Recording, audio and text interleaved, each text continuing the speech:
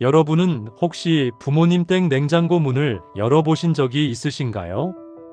꽉 들어찬 반찬통, 정체 모를 검은 비닐봉지들, 그리고 코끝을 찌르는 퀴퀴한 묵은 냄새까지. 아마 많은 분들이 부모님 댁에 갈 때마다 냉장고 정리를 두고 실랑이를 벌이셨을 겁니다. 엄마, 제발 이것 좀 버려. 다 썩어가잖아. 저 역시 그랬습니다.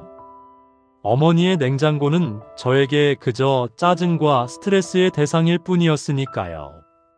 하지만 어머니가 떠나시고 난 뒤 그 냉장고 문을 다시 열었을 때 저는 그 자리에 주저앉아 통곡할 수밖에 없었습니다. 오늘은 뒤늦게 알게 된 어머니의 냉장고 속 그 시린 사랑에 대한 이야기를 해보려 합니다. 제 어머니는 유독 음식에 집착하는 분이셨습니다. 6.25 전쟁을 겪으신 세대라 그런지 밥알 하나 버리는 것을 죄악처럼 여기셨죠. 어린 시절 우리 집 밥상에는 늘 쉰내 나는 김치와 몇 번을 데워 형체를 알 수 없는 찌개가 올라왔습니다. 성인이 되고 결혼을 해서 분가를 한 뒤에도 어머니의 습관은 여전했습니다.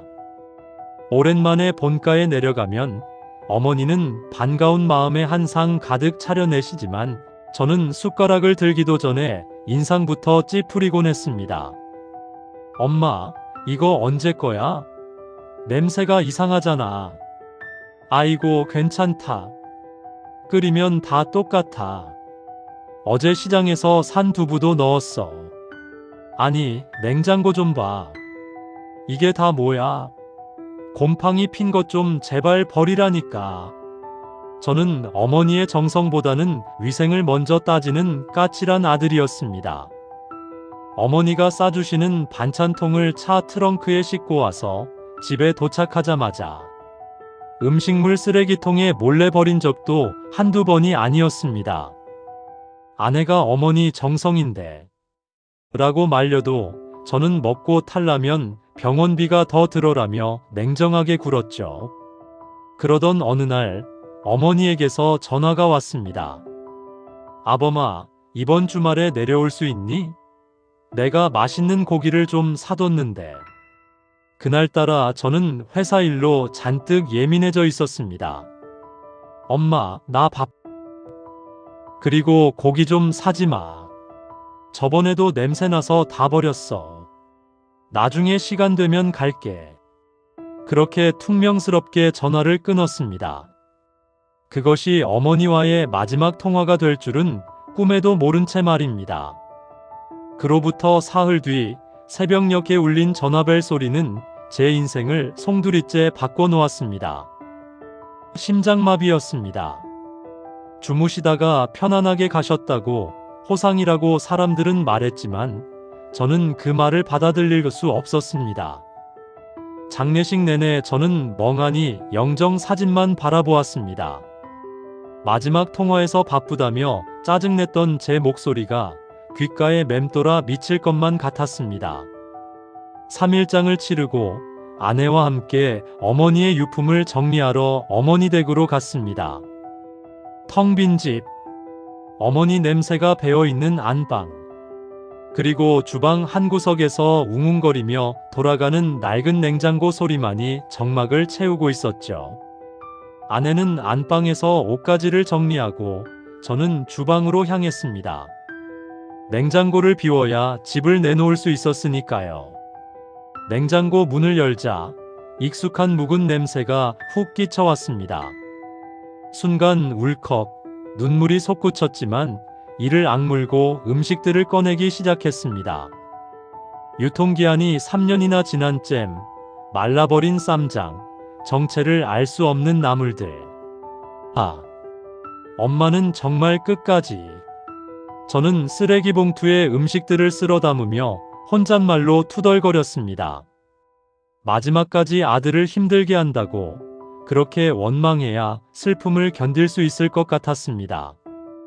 냉장실을 다 비우고 이제 냉동실 문을 열 차례였습니다. 성에가 잔뜩 낀 냉동실은 그야말로 검은 비닐봉지의 무덤이었습니다. 돌처럼 딱딱하게 굳은 봉지들이 꽉 들어차 있어 잘 빠지지도 않았습니다. 힘을 주어 하나씩 꺼내 던지던 그때였습니다. 냉동실 가장 깊숙한 곳, 성에가 하얗게 덮인 작은 검은 봉지 하나가 눈에 들어왔습니다. 다른 봉지들과 달리 겉면에 하얀 종이 테이프가 붙어 있었습니다. 그리고 그 위에는 물에 약간 번졌지만 정갈하게 사인펜 글씨로 적혀 있었습니다. 우리 아들 오면 줄 소고기. 제일 좋은 거. 심장이 쿵 하고 내려앉는 것 같았습니다. 떨리는 손으로 봉지를 뜯었습니다. 그 안에는 붉은 빛이 선명한, 한눈에 봐도 1등급 2+ 한우 꽃등심이 얼려져 있었습니다. 어머니는 평생 수입산 냉동 삼겹살도 비싸다며 벌벌 떠시던 분이었습니다. 그런데 이 비싼 고기를 아들이 오면 구워주겠다고 먹지도 않고 얼려두신 겁니다. 눈물이 뚝뚝 떨어져 언고기 위로 흘러내렸습니다. 하지만 그게 끝이 아니었습니다. 그 옆에 있던 다른 봉지에도 메모가 붙어 있었습니다. 우리 며느리 좋아하는 조기. 알백인 거. 우리 손주 줄 돈가스, 수제. 아범 생일날 끓여줄 미역국 거리. 냉동실 깊은 곳에서 나온 봉지들은 어느 하나도 버릴 수 없는 것들이었습니다. 그것은 어머니의 기다림이었고 그리움이었고 당신은 먹지 못하고 아껴둔 사랑의 결정체였습니다.